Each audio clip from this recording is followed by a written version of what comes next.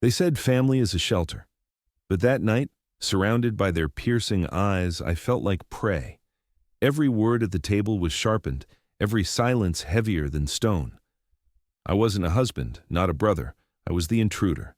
And when the will was read, I realized I wasn't just trapped in their house, I was trapped in their game. My name is William Smith. I'm 42 years old. I work as a mid-level manager in logistics. For 15 years, I have been the son-in-law of the Harris family. I married Nora because I loved her warmth, not her fortune. Yet in their eyes, I have always been less. An outsider who entered through the back door. From the very beginning, I learned that silence was safer than words. At dinners, I was the man who nodded politely, who never spoke too loudly. But silence became its own prison. Every pause at the table, every glance, reminded me that I was tolerated, never embraced. When Nora's father died, we returned to her childhood home. The mansion was filled with mourning on the surface, but I could feel the tension beneath. Edward moved with the authority of a man already dividing what was not yet his. Catherine's eyes lingered on me too long, sharp and searching. Helen, the widow, spoke in hushed tones. Yet every sentence carried disdain. That night we gathered at the long dining table. Nora sat beside me, her hand resting lightly on mine, as if to say, "Endure just a little longer." Across from me, Edward raised his glass. "To family," he said. His voice was smooth, but his stare cut like glass. I forced a smile. "To family," I answered, though the word tasted bitter. Catherine leaned forward, lips curling in something that was not quite a smile. "William, it must feel strange, doesn't it, sitting here tonight in this house at such a time?" Nora's voice rose, sharp with warning. "Catherine, enough," but I pressed her hand gently. "It's all right," I whispered, though it wasn't. Helen's voice then sliced through the silence. "My late husband was generous, too generous, especially with those who were not truly his own." Nora gasped. "Mother, please stop." Helen's eyes never left me. Some people forget whose table they sit at. The words struck harder than a slap. I clenched my jaw, wanting to speak, wanting to fight back. But I swallowed the reply. For years I had learned, words would not win me respect here. Only silence kept the peace, and even that peace was poisoned. Later that night, lying awake in the guest room, I could feel the house around me, the creak of the stairs, the faint voices behind closed doors.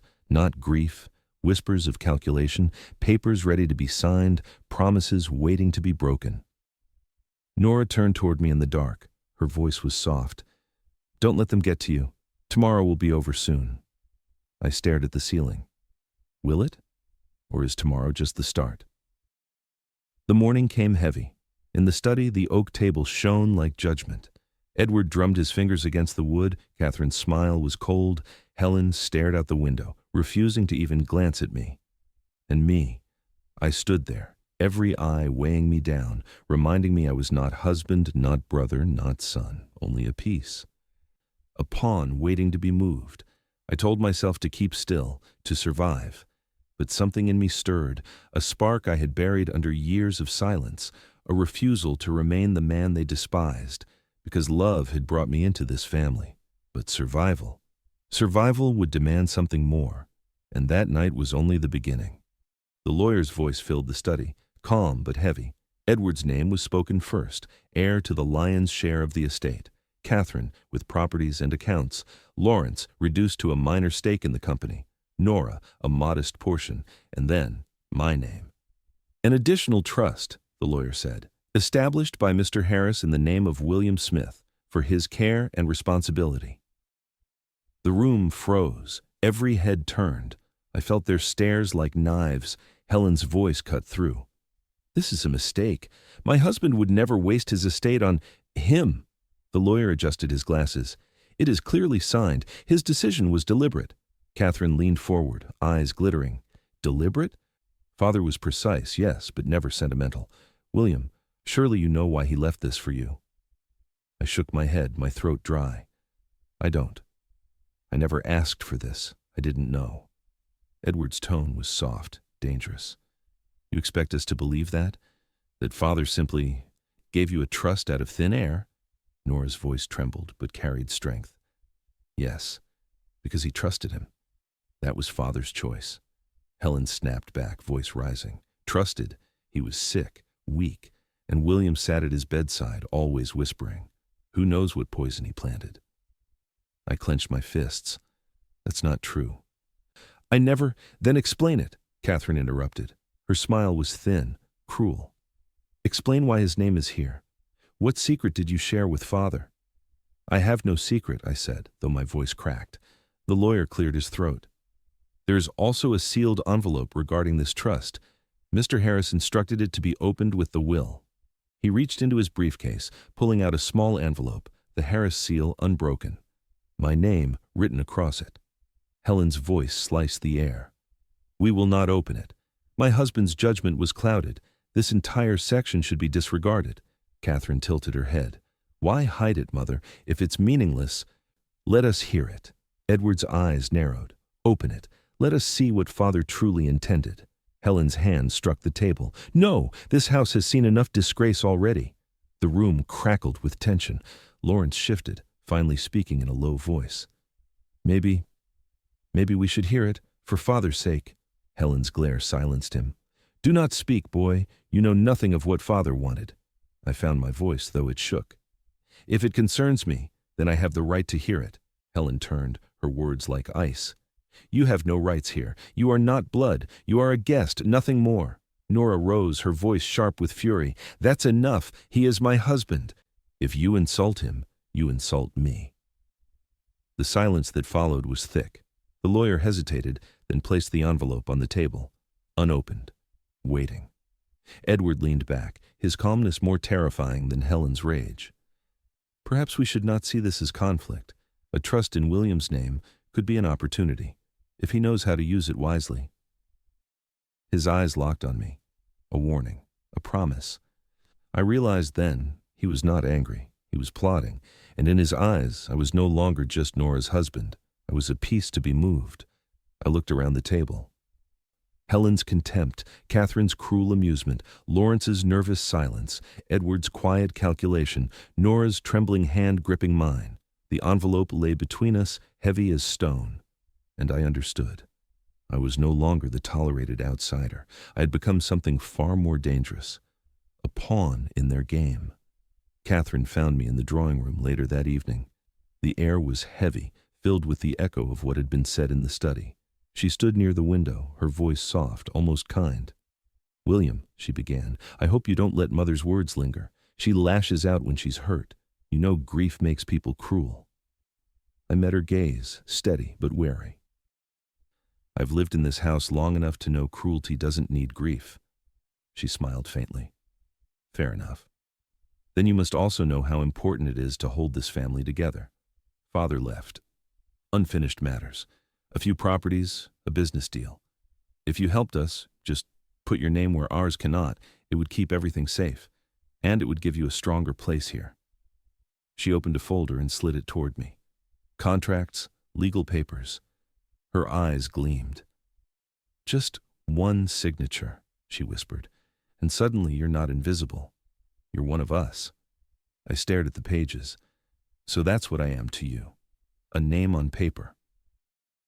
Before she could answer, Edward walked in. His steps were measured, his expression calm, like he had planned this moment.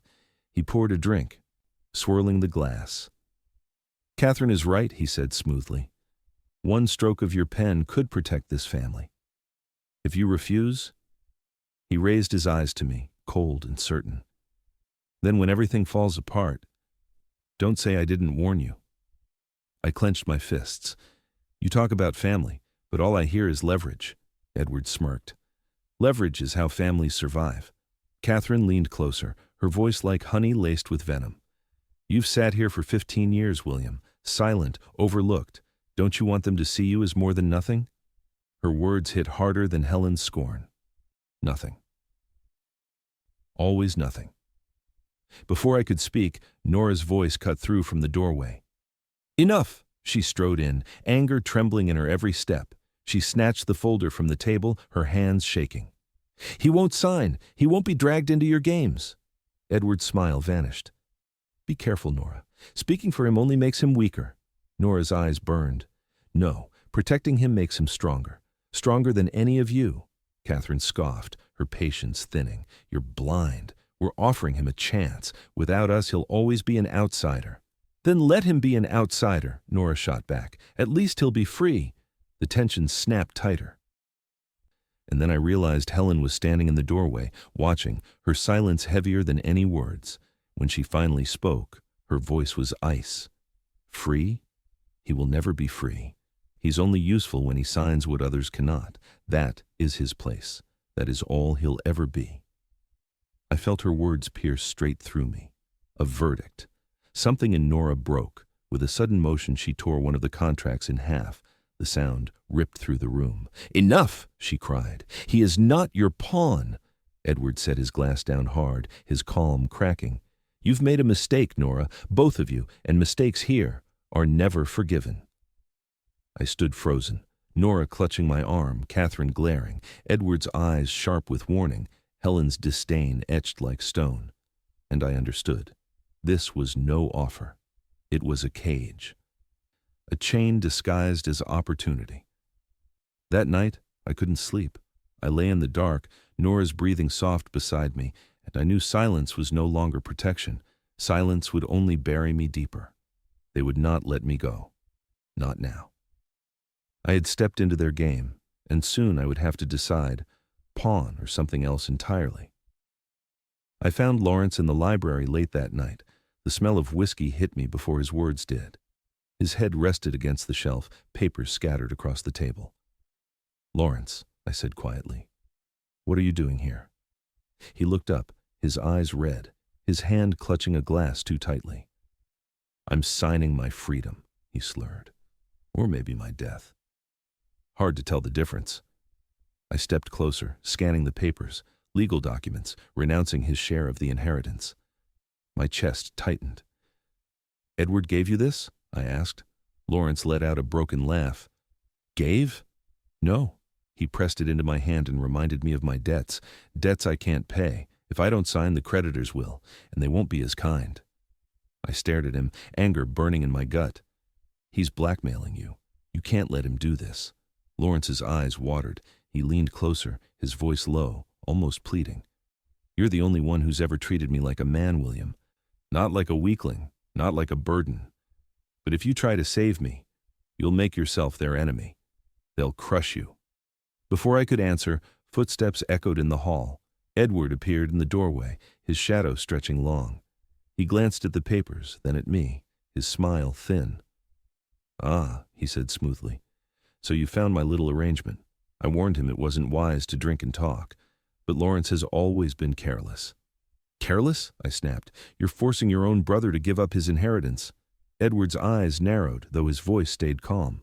I'm protecting him. He'd gamble it away in a week. Better it stays in responsible hands. Mine. Lawrence buried his face in his hands. Just leave it, William, please. You can't fight him. Edward stepped closer, his tone sharpened. He's right. You've been here long enough to know. This family doesn't forgive betrayal. Choose carefully before you put yourself in the wrong corner. I wanted to strike him, to tear the papers in half, but Lawrence's trembling stopped me. His shame was heavier than any chains Edward could bind him with. The next day, Helen gathered the family in the dining hall. She stood at the head of the table, black dress flowing like a judge's robe. Her eyes found me. I've tolerated much, she said, her voice cold, but now I see my late husband's mistake more clearly than ever. He welcomed a man into this family who never belonged, a man who feeds at our table but gives nothing in return, a man who hides behind my daughter's skirt. Her words sliced deeper than any knife. Nora's face flushed with rage. Mother, stop humiliating him! Helen cut her off with a raised hand. No, child. He must hear this. He must know his place. I stood frozen, every gaze pressing down on me. Catherine's smirk, Edward's calm calculation, Lawrence's downcast eyes. I tried to speak, but Helen's voice thundered again. You are nothing here, William. A hanger-on, a leech. Without Nora, you are dust in the wind. The room was silent, but the silence was worse than noise. Every second stretched like a blade against my skin. Then I heard my own voice, raw, surprising even myself. I may not be your blood, I may not be your son, but I am not nothing, and one day you will regret treating me as if I were." Helen's eyes blazed, but she said nothing. Edward's smile returned, faint, unreadable. Catherine's laugh was soft, mocking. Nora clutched my hand so tightly it almost hurt. Lawrence stared at me through his haze of shame, whispering words only I could hear. "Careful, William. They'll come for you next." And I knew he was right. I was no longer a ghost in their house. I had stepped into the line of fire. I wasn't looking for anything. I only wanted air, a moment away from the whispers and the pressure of their eyes. But in the quiet study, while my fingers drifted over the old books on the shelf, something slipped loose. A thin envelope, yellowed with time, tucked between two heavy volumes. My name was on it. I hesitated, then broke the seal. Inside was a single sheet, the handwriting uneven but firm. It was his, the hand of my father-in-law. "William, if you read this, I'm gone. I have watched you in silence, and I know this. You carry a dignity my children do not. They chase wealth, but you guard what is priceless, integrity. Do not let them take it from you. One day, they will try." My throat tightened. For years I had lived as their shadow, their tolerated intruder. Yet here was proof that at least one man had seen me, truly seen me. I folded the letter carefully, slipping it into my pocket like a hidden shield. But as the night wore on, that fragile comfort was tested. We gathered again for dinner. It was supposed to be a family meal, a moment of civility, but it felt more like a courtroom. Every glance weighed me. Every silence accused me. Edward raised his glass, his smile practiced, his voice smooth. "A toast," he said, his eyes locked on me. "To William, the man of the hour. Who would have thought father trusted him so deeply? A remarkable achievement for someone who brought nothing to the table." Laughter rippled. Catherine's sharp, Helen's bitter, Lawrence's nervous. My stomach turned. Nora bristled beside me. "Edward, enough." He tilted his head, mocking. "Why?" "I mean it sincerely. Perhaps William can teach us all how to rise above our station, how to turn nothing into something." I gripped my fork until my knuckles whitened. The letter in my pocket seemed to burn, reminding me of words I had barely dared to believe. "I didn't ask for any of this," I said quietly. Edward leaned forward. "And yet here you are, named in the will, placed in father's trust, almost as if you've been playing a long game the rest of us failed to see." Helen's voice cut in, sharp as steel. "Exactly. He's been hiding behind Nora all these years, and now he reaps what he never earned." Nora slammed her hand on the table. "Stop it! You're turning this house into a circus. Father wouldn't have wanted this." Edward chuckled, raising his glass higher. "Oh, I think father knew exactly what he was doing. He planted a snake at our table, and now we're expected to feed it." The words sliced through me. A snake, a pawn, a parasite. I looked around the table, at their faces, and for a moment I felt utterly alone. Even Nora's hand gripping mine couldn't lift the weight pressing on me. I thought of walking away, letting silence swallow me again, as it always had. But the letter's words echoed in my mind. "They will try to take your dignity. Do not let them." I took a slow breath. My voice shook, but I spoke. "You can laugh at me. You can call me what you like. But I know one thing. Your father saw something in me none of you ever will. And that's enough." The room went still. Edward's smile faded. Helen's eyes narrowed. Catherine's fork paused mid-air. For a moment, I thought I had silenced them. Then Edward laughed softly, darkly. "Careful, William. Pride is dangerous in this house. It tends to get broken." The table erupted in chatter again, but the damage was done. I had spoken, and I could not take it back. My heart pounded as I realized what line I had just crossed. I wasn't their silent pawn anymore. I had chosen to stand. But standing meant war. The day of the formal reading arrived. The study was heavy with silence, the air thick as though the walls themselves held their breath. The lawyer placed the final documents on the table, but I could feel the shift before a word was spoken. This wasn't about the will anymore. It was about me. Edward leaned forward, sliding a folder across the polished wood. "William," he said smoothly, "Father entrusted you with something. but we both know you're not equipped to handle it. Sign this transfer. Put it back into our hands, where it belongs." Catherine's smile followed, sweet on the surface, sharp underneath. "It's the sensible choice. You'll avoid trouble, and you'll earn our gratitude. Isn't that what you want? To finally be seen as part of us?" I looked at the folder. Contracts, neat and binding. My signature was the only thing missing. Nora's hand found mine under the table. Her whisper trembled. "Don't do it." Helen's eyes burned into me. "Listen to them. Sign it. Stop pretending you are more than you are." I felt every gaze pressing down, demanding I surrender. The letter in my pocket seemed to pulse like a heartbeat. Integrity. That was what he had seen in me. And this was the moment it mattered. I pushed the folder back. "No." The word fell heavy. Edward's calm cracked. "No?" His voice rose, sharper now. "Do you have any idea what you're refusing?" "I know exactly," I said, forcing my voice steady. "I know what you've been doing, Edward. The companies father built didn't simply shrink overnight. You drained them. You funneled profits through shell corporations, hiding money while your siblings thought the business was failing." A ripple went through the room. Catherine's smile faltered. Lawrence looked up sharply, his face pale. Edward leaned across the table, his jaw tight. "Careful what you say." "Careful," I snapped. "You've controlled this family by keeping them weak. Lawrence, you buried him under debts you arranged. Catherine, you promised her scraps while you hid the fortune. Even Helen," I caught her glare but pressed on, "you let her believe she was powerless while you signed papers behind her back." Helen gasped, turning to Edward. "Is this true?" Edward slammed his fist on the table. "Lies, all of it. You think anyone here will believe you over me?" Catherine tried to regain control, her voice honeyed but shaking. "William, stop this nonsense. You don't understand the complexities of business. Don't embarrass yourself." I stood, my chair scraping against the floor. "I understand enough. I understand that everything you've done was never about protecting this family. It was about power, and I won't be part of it." The room erupted. Lawrence half rose, his voice breaking. "Is it true, Edward? Did you use me?" Helen's voice thundered. "Answer him!" Edward's eyes darted, fury flashing. "I did what I had to do. This family needs strength, and strength doesn't come from weakness or from outsiders pretending they belong." I felt my blood pound.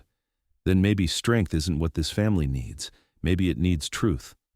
For a moment, silence, heavy, electric. Then the shouting began. Helen demanding explanations, Catherine hissing threats, Lawrence trembling between anger and fear.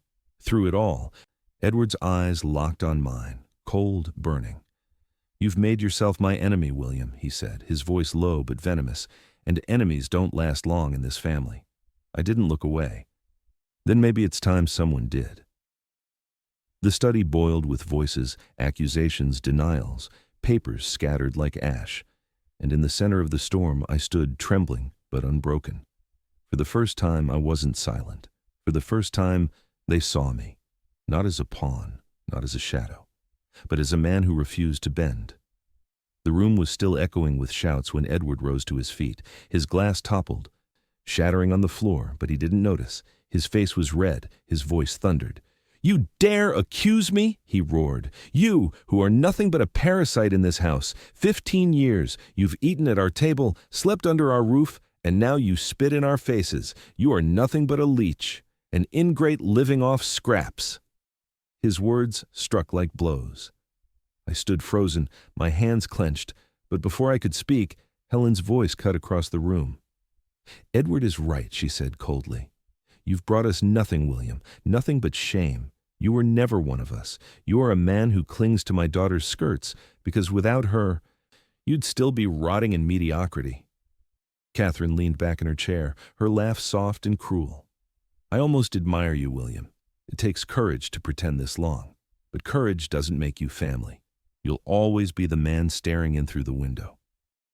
The heat in my chest swelled, words rising to my lips, but before I could answer, Nora's voice broke through.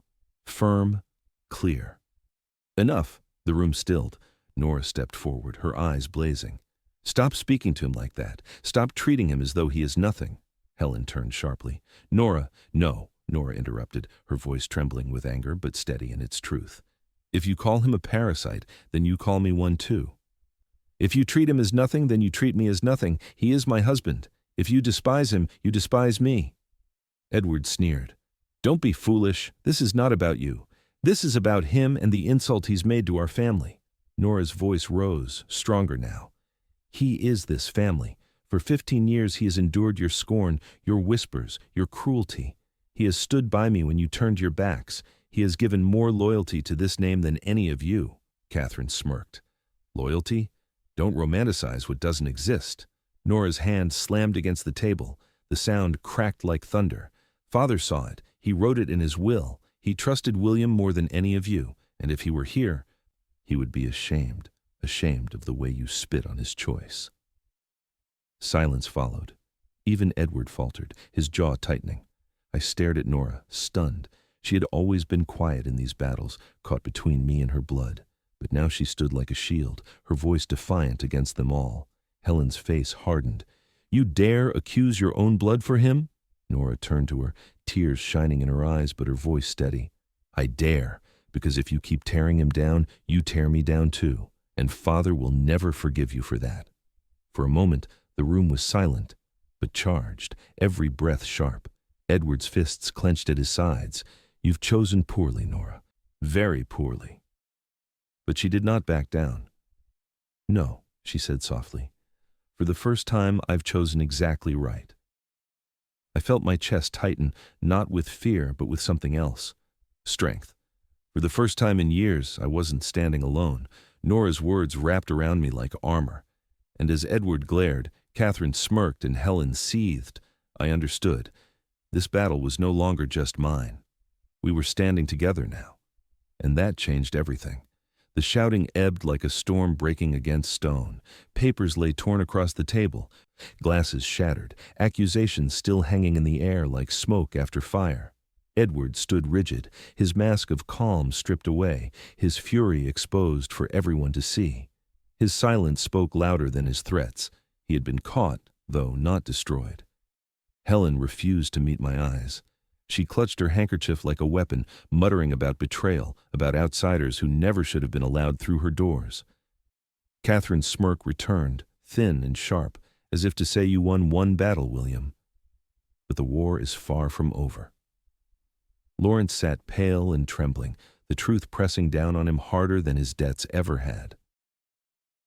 For the first time, I saw him look at Edward not as a brother, but as a man who had used him like a pawn.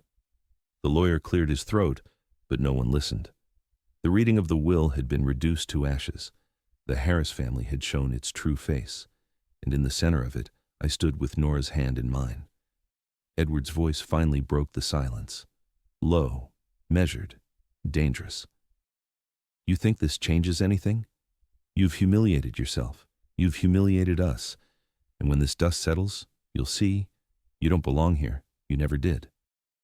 I met his eyes. My voice was steady, though my heart thundered. Maybe you're right. Maybe I'll never belong. But at least I won't kneel to lies. Catherine's laugh was soft, mocking. Such noble words. But nobility doesn't pay bills, William. And this house, it eats men like you alive. Nora answered before I could. Then let it try. He's stronger than all of you realize. For the first time, I saw doubt flicker in Edward's eyes. Small, fleeting, but real. The night ended without resolution. Edward stalked away. Catherine whispered venom into Helen's ear. Lawrence drank himself into silence. The envelope with my name remained unopened, its weight still pressing on the room like an unsolved riddle. As I left the study, I knew the battle wasn't over.